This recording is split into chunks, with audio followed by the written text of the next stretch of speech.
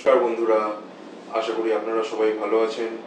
আজকে আমি মহিলাদের চুল পড়া সংক্রান্ত একটি নতুন ভিডিও নিয়ে আপনাদের কাছে এসেছি। আশা করি পুরো ভিডিওটা তথ্য সমৃদ্ধ হবে এবং আপনারা উপকৃত হবেন। মহিলাদের চুল পড়ার যে কারণগুলি আছে সেটা নিয়ে বিস্তারিতভাবে আলোচনা করব, লক্ষণ এবং প্রতিকার নিয়েও সম্মুখভাবে একটা আলোচনা করার চেষ্টা করব। পুরো ভিডিওটি শেষ অবধি দেখুন, আশা করি আপনাদের এই বিষয়ে একটা সম্যক ধারণা সৃষ্টি হবে। এরপর আসা যাক চুল ঝরার কারণ সম্বন্ধে। চুল ঝরে কেন, এর পেছনে কি কি কারণ আছে সেটা বিস্তারিতভাবে বুঝতে হবে। মহিলাদের চুল ঝরার পেছনে বেশ কিছু কারণ থাকতে পারে। তার মধ্যে প্রথম যে কারণ সেটা হচ্ছে হরমোনাল কারণ আমরা বিবেচনা করে থাকি। ডিউরিং প্রেগন্যান্সি বা পোস্ট প্রেগন্যান্সি মহিলাদের চুল পড়ার একটা প্রবণতা দেখা যায়। এর পেছনে বেশ কিছুটা হরমোনাল ইমব্যালেন্স কাজ করে। আফটার মেনোপজ দেখা যায় যে মহিলাদের অনেক সময় চুল ঝরে, এবং পলিসিস্টিক ওভারিয়ান সিনড্রোম বলে একটি রোগ আছে। এই রোগেও হরমোনাল ইমব্যালেন্সের কারণে চুল ঝরতে থাকে। এছাড়া থাইরয়েড হরমোনজনিত সমস্যার জন্য মহিলাদের চুল ঝরার একটা সমস্যা পরিলক্ষিত হয়। এরপরে আসি আর একটা খুব গুরুত্বপূর্ণ কারণে, পুষ্টির অভাব। বেশ কিছু ভিটামিন বা মিনারেলস এর ডেফিসিয়েন্সির কারণে কিন্তু এই চুল পড়ার সমস্যা হয়।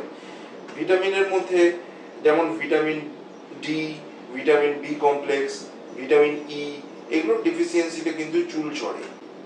আয়রন এবং জিঙ্ক ডেফিসিয়েন্সিতেও কিন্তু চুল ঝরা পরিলক্ষিত হয়। এছাড়া প্রোটিনের অভাব, আপনাদের ডায়েটে যদি সঠিক পরিমাণে প্রোটিন না থাকে তাহলেও চুলের গোড়াগুলি পাতলা হয়ে যায়, সেক্ষেত্রেও কিন্তু চুল ঝরে। এছাড়া যে কারণ, খুব ইম্পর্টেন্ট একটা কারণ, মানে বংশগত কারণ। যদি দেখা যাচ্ছে আপনার ফ্যামিলিতে এই জাতীয় সমস্যা আছে, সেক্ষেত্রে কিন্তু অ্যান্ড্রোজেনিক অ্যালোপেশিয়াটা ফিমেলদের ক্ষেত্রেও দেখা যায়। ছেলেদের ক্ষেত্রে যেমন একটা মেল প্যাটার্ন বলনেস অ্যান্ড্রোজেনিক অ্যালোপেশিয়ার ক্ষেত্রে দেখা যায়, মেয়েদের ক্ষেত্রে কিন্তু অ্যান্ড্রোজেনিক অ্যালোপেশিয়ার ক্ষেত্রে ফিমেল প্যাটার্ন বলনেস, এইখান থেকে চুলটা হালকা হতে থাকে। হ্যাঁ, তো এটা খুব একটা ইম্পর্টেন্ট কারণ। আরো যেসব কারণগুলো আছে সেগুলোর মধ্যে মানসিক চাপ, উদ্বেগ, হ্যাঁ, ঘুম না হওয়া, অতিরিক্ত দুশ্চিন্তা, এইগুলো কিন্তু মহিলাদের চুল পড়ার পেছনে অন্যতম গুরুত্বপূর্ণ কারণ হিসেবে আমরা দেখে থাকি। এছাড়াও বেশ কিছু ঔষধের পার্শ্ব প্রতিক্রিয়াতেও কিন্তু এই চুল ঝরার প্রবণতাটা আমরা দেখতে পাই। হ্যাঁ, যেমন কেমোথেরাপি, বেশ কিছু প্রেশারের মেডিসিন আছে যার জন্য চুল ঝরতে থাকে। হ্যাঁ, অস্টিওআর্থারাইটিসের বেশ কিছু ওষুধ আছে যেটাতেও দেখা যায় যে চুল ঝরে। এইগুলো কিন্তু খুব কমন। আর একটা ডিপ্রেশনের জন্য যে মেডিসিন দেওয়া হয়, যাদের একটু মেন্টাল ডিপ্রেশনে ভুগছে, সেই মেডিসিনের সাইড এফেক্টও দেখা যাচ্ছে যে চুল ঝরছে। তো এইগুলোকে কিন্তু মাথায় রাখতে হবে। এছাড়া যেটা মহিলাদের ক্ষেত্রে সব থেকে ইম্পর্টেন্ট বলে আমি ব্যক্তিগতভাবে মনে করি, চুলের যত্ন সঠিকভাবে না নেওয়া বা চুলে নানা রকম কেমিক্যাল অ্যাপ্লিকেশন করা। স্ট্রেটনিং করার জন্য যে হিট অ্যাপ্লিকেশন করা হয়, তাতে কিন্তু মহিলাদের চুল ভালোর থেকে খারাপের দিকেই বেশি পরিমাণে যায়। হ্যাঁ, তো নিম্নমানের যেসব হেয়ার প্রোডাক্টগুলো আছে, নিম্নমানের হেয়ার কালার ইউজ করা, এগুলো কিন্তু চুল ঝরার ক্ষেত্রে অন্যতম গুরুত্বপূর্ণ কারণ। এইগুলো যদি আপনি রেগুলার বেসিসে ব্যবহার করেন তাহলে কিন্তু চুলের গোড়া নষ্ট হতে আরম্ভ করে এবং চুল পাতলা হয়ে যায়, আস্তে আস্তে চুলগুলো ঝরে যায়। এবার আসি চুল ঝরার লক্ষণ নিয়ে।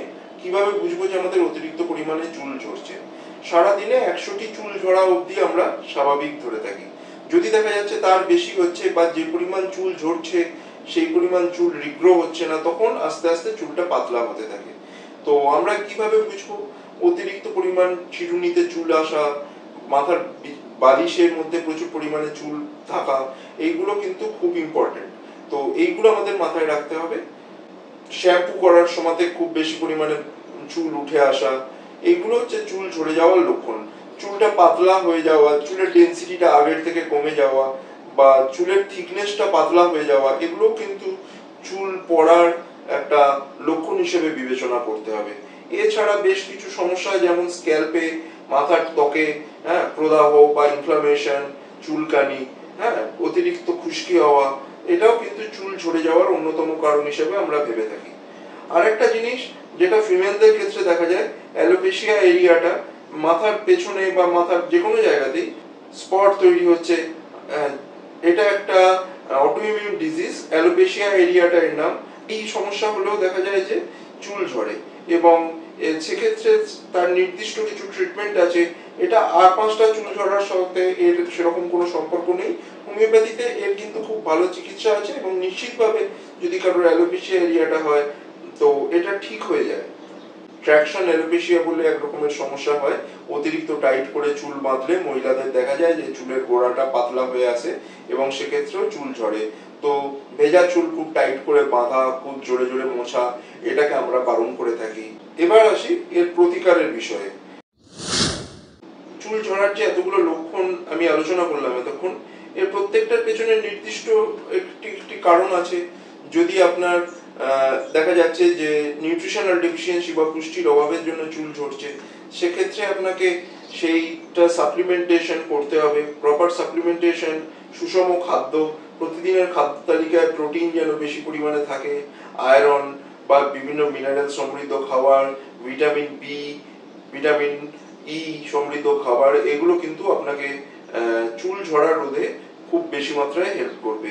মানসিক চাপকে কন্ট্রোল করা, যোগ ব্যায়াম করা, এটাও কিন্তু আপনার চুল ঝরার একটা প্রতিকার হিসেবে কাজ করবে। চুলের সঠিক যত্ন আপনার এই চুল ঝরার প্রতিকারের একটা গুরুত্বপূর্ণ অঙ্গ।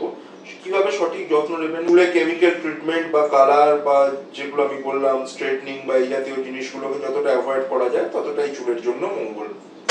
বেশ কিছু প্রাকৃতিক উপাদান আছে, যেমন পেঁয়াজের রস যদি আপনি নির্দিষ্ট পরিমাণে মাথা স্ক্যাল্পে লাগান, এটা চুল ঝরা রোধে খুব ভালোভাবে হেল্প করে। অ্যালোভেরা জেল মাথা স্ক্যাল্পের যেসব প্রদাহ বা ইনফ্লামেশন, সেটাকে কন্ট্রোল করতে খুব ভালোভাবে হেল্প করে। হ্যাঁ, তো নারকোল তেল যদি আপনি রেগুলার বেসিসে স্ক্যাল্পে লাগান তাহলে স্ক্যাল্পের হিউমিডিটিটা খুব ভালোভাবে ধরে থাকে এবং চুল ঝরা রোধে খুব ভালোভাবে কাজ করে।